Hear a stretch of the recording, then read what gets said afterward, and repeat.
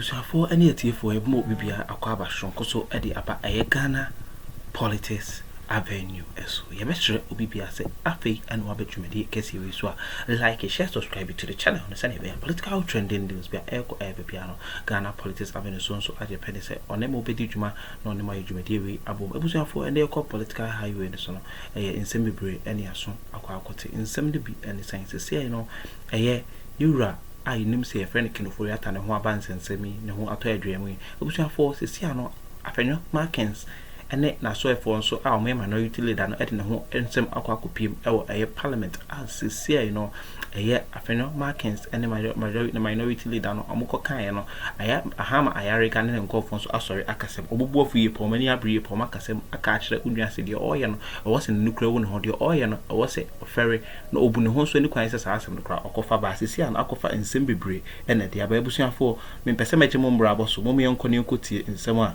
efa ho na ende esisi our parliament middle obibia as Mr. Speaker, on that fateful day when my house was raided by AK-47 wielding national security operatives, when they banged on my door, creating fear and panic, sending my 6-year-old child into a state of hysteria, into a state of fear, we had members here.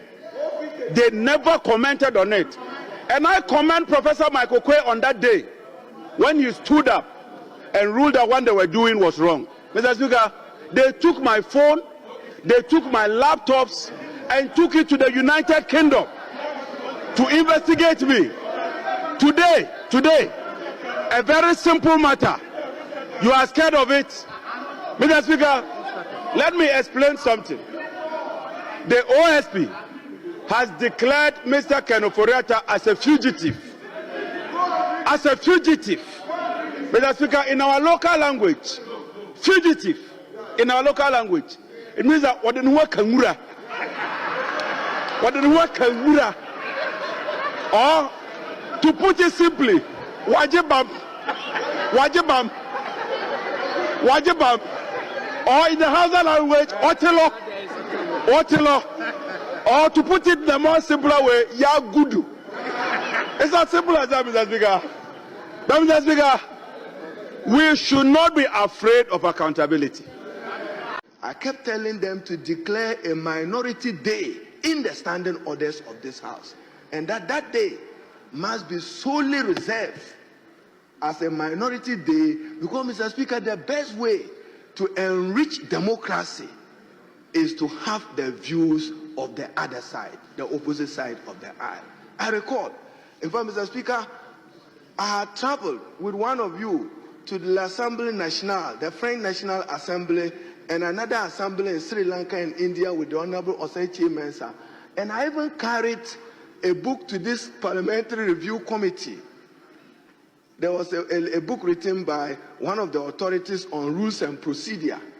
And I drew Parliament's attention that declare a minority day, a day the minority can move a motion. And Mr. Speaker, you recall, I came here with you after we left school. You remember the same year.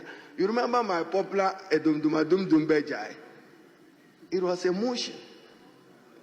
Bejai, you were here with the Honorable Kandapa and co, with Hackman and co. So backbenchers day, Mr. Speaker, we need to have a dedicated time for the political opposition.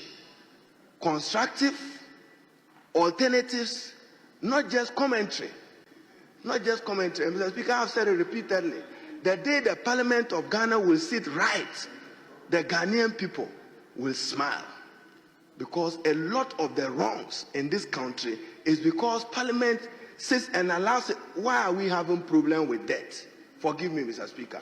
I heard President Nana Addo Dankwa in Brussels lamenting about excessive borrowing and what debt exchange has done to him. The darkest hour. How did the dark hour happen? Because the Parliament of Ghana failed to limit him and to remind him that yes, you have the powers, but don't borrow excessively. You may disagree. I know you are his special aide. I know that. I know you are his special aide. But Mr. Speaker, I wholeheartedly support that we give backbenchers an opportunity. Constitutional body, it's an unconstitutional office. That's exactly the point the majority leader is making. That the existence of the Office of Special Prosecutor is at variance with the provisions of our national constitution. Mr. Speaker, 1 year down the road, they build an office. They have a super majority. What are they telling us? What are they telling us? Mr. Speaker, this country, with the greatest of respect, is sick and tired of talk. Talk, talk, talk. The leader of government business is not just the majority leader. He's a leader of government business. He's a leader of this house. He sits in cabinet. Mr. Speaker, he has indicated that when the bill was tabled before this house, he as member of parliament, member of the 8th parliament, Mr. Speaker, he said he opposed the establishment of the Office of Special Prosecutor. And he indicates that his party, the NDC, opposed the establishment of the Office of Special Prosecutor. I have just indicated the policy rationale or the policy motivation for the establishment of that office by the Akuffo government. Just because you yourself, you've indicated that you were also opposed to it. Just because today, the political party that opposed the establishment of the office, the member of that political party who opposed it in the 8th parliament, today majority leader, leader of government business, in the wisdom of the Ghanaian people, they have given them a super majority. Super majority. They have majority in this house. They have a super majority. Why? What's happening? What's happening in our country, Mr. Speaker? You just made that point about allocation. And you made a point about reset and the fact that we may struggle with the reset. Too much talking. The country needs action. If you believe the Office of Special Prosecutor is not fit for purpose, you have the majority, you call us micro-minority, we are mighty minority indeed. Repeal it! What are you waiting for? 1 year down the road, 1 year down the road, we are still being given sermons and being given lectures and being told that this office is unconstitutional. Mr. Speaker, because with the greatest of respect, one of their own was touched. Because one of their own was touched. And Mr. Speaker, you just made that point not too long ago, that we should be careful when we enact laws and when we apply the laws. But it should never be the case, Mr. Speaker, that when Wontumi is arrested and put behind bars and told to bring bail conditions of 100 million Ghana cedis, and he stays in prison for 1 month, 2 months, Mr. Speaker, when we all know too well that basic teaching of law, criminal law, tells you that bail should never be used as a form or a means of punishment. That one, it is okay. Mr. Speaker, when Osesibi is still in custody today because he's been subjected to onerous and reasonable bail conditions which he cannot meet, Mr. Speaker, he's been told to satisfy a bail condition of 650 million Ghana cedis. Mr. Speaker, that one is fine. When bail should not be used as a tool of punishment. We didn't hear the majority leader. When Paul Adumochi was arrested by the OSP, the Office of Special Prosecutor, because allegedly Paul Adumochi had been critical of the office, when he was arrested and put behind bars, Mr. Speaker, and some of us raised our voices, the majority leader's voice and the majority side was mute. Because today, it is lawyer Martin Kwebu. Mr. Speaker, when the law is applied unfairly against Wontumi, it is bad. When it's applied unfairly against Osei, it is bad. When it's applied against Paul Adumochi, it is bad. When it is applied against Martin Kwebu, Mr. Speaker, it is indeed bad. We make laws and make good laws to the best of our ability for all of us, and we respect the law for all of us. Mr. Speaker, reminded by my grandmother's proverb to my friends opposite the aisle, that when you are pounding fufu for a blind person, the best way to assure the blind person you are not eating the fufu is to be whistling. I'm sure they want us to whistle. What it is the achievement of President John Dramani Mahama. Mr. Speaker, 2025 was a correctional year for President Mahama and the Honorable Akuffo.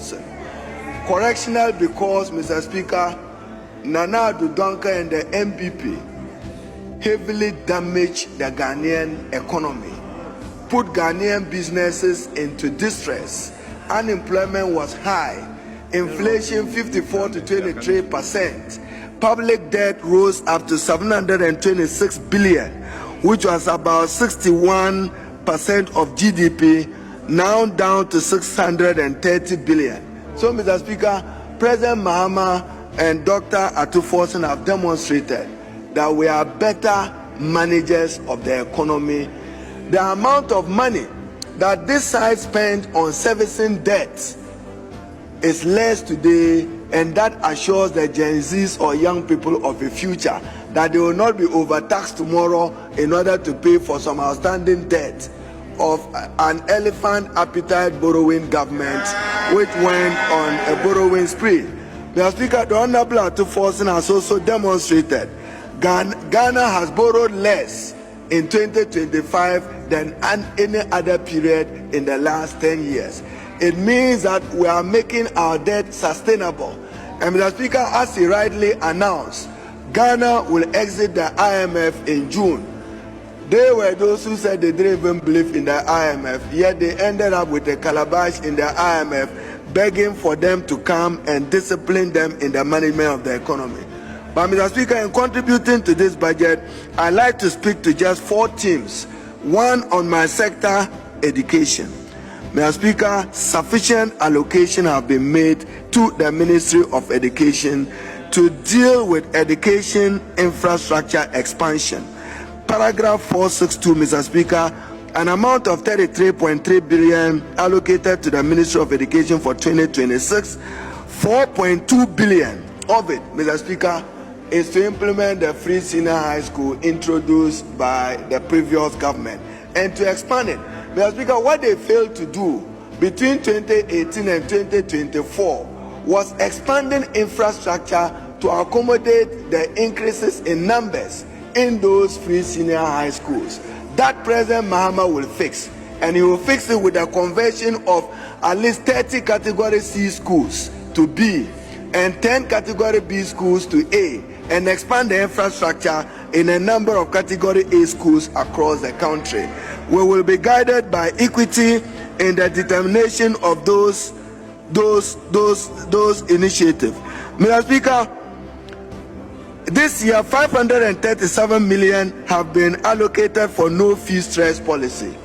Mr. Speaker, the most impactful initiative of President Mahama, reaching out to young people who otherwise could have not had the opportunity to taste higher education because of poverty or the inability of their parents to do so. And Mr. Speaker, even members of Parliament must be those who first should commend the President, because this 537 million would have come back to members of Parliament paying those fees on behalf of those first-year students who are unable to do it.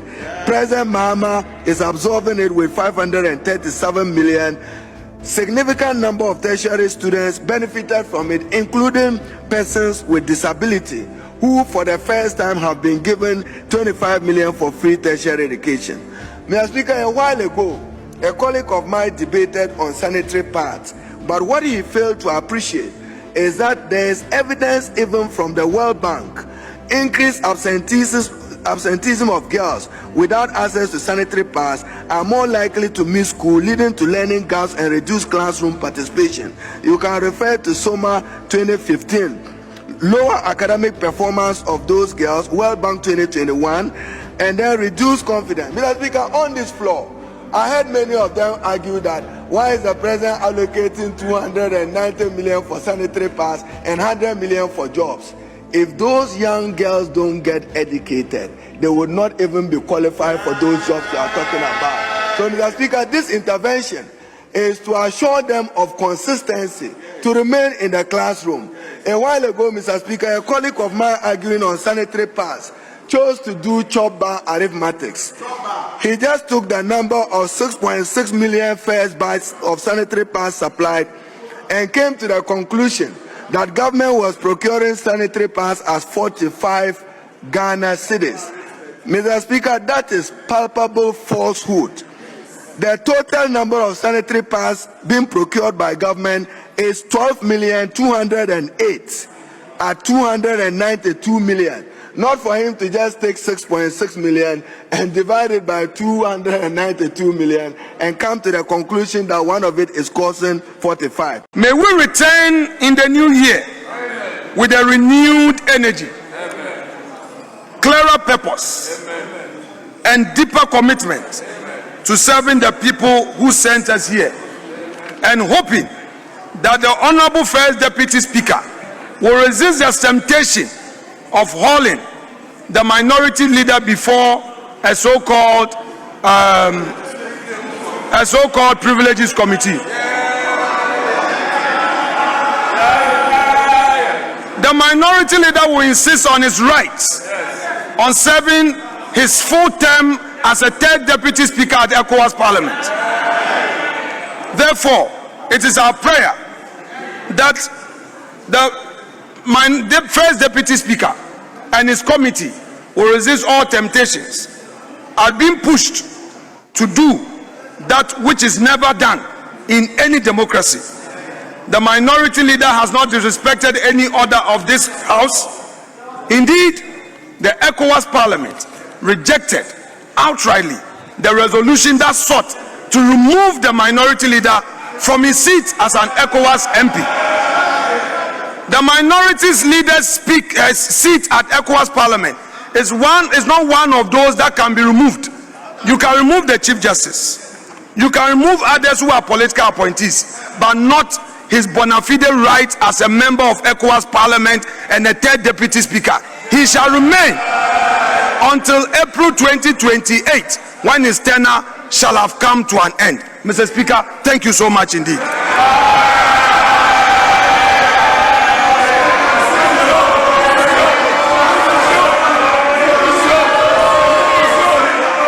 Speaker, I think we now have, the NDC now has 2/3 of the House. Mr. Speaker, let me repeat that the National Democratic Congress now, for the first time in a very long time, has 2/3 of this House. Mr. Speaker, with this number, we can do many good things for this country. With this number, we can carry out significant constitutional reforms to make this country better. Ghanaians today have given us all the numbers that we need to reset Ghana. And indeed, Mr. Speaker, I want to assure Ghanaians that what President John Dramani Mahama said when he was being sworn in still stands. The Democratic Congress will not abuse the majority given to it by Ghanaians. We will use it wisely, we will use it properly, and we will make sure that these numbers inure to the benefit of Ghanaians. Mr. Speaker, on that note, let me welcome our sister, let me welcome our colleague, and let me assure her that everybody in this chamber on this side is available to help her to find her feet in this House, and very soon we'll be expecting her maiden statement in this House, and we'll be applauding her maiden statement in this House. Let me also congratulate and thank the leadership of the party in Ǎp0l0g North. I see them still offering their full support and backing to our candidate. Now You said 24-hour economy program. Where are the factories? How many jobs? You ended up even by telling us that in 2026, we should not expect a program and a budget. Now you say you are going to give us 110 million for the 24-hour economy factory. You have no program to create industrial jobs. Mr. Speaker, in the budget, they say they are going to create 800,000 jobs. And I saw my brother John Dumelo dancing at the back there that Addo is forcing because he's announced 800,000 jobs. They forgot that the next paragraph says that 490,000 of those jobs are laborers. Paragraph 501, please listen. Mr. Speaker, 63 billion Ghana cedis worth of road contracts awarded so far under the big push, and it will generate 490,000 jobs. So your 800,000 jobs that you are announcing in your own budget, almost 500,000 of them are going to be manual labor on road projects. I was in Cape Coast University 2 days ago. The students who are about to graduate, those in the technical universities, you don't have plans for them. Mr. Speaker, I want to conclude by reminding our colleagues Yankopon should be your Gibraltar bedroom pempen, so it will be Biasi, Hanum Air Ghana Politics Avenue. Send you what here you may send you when you are like a share, subscribe to the channel, and send you political trending news via Elko Bian.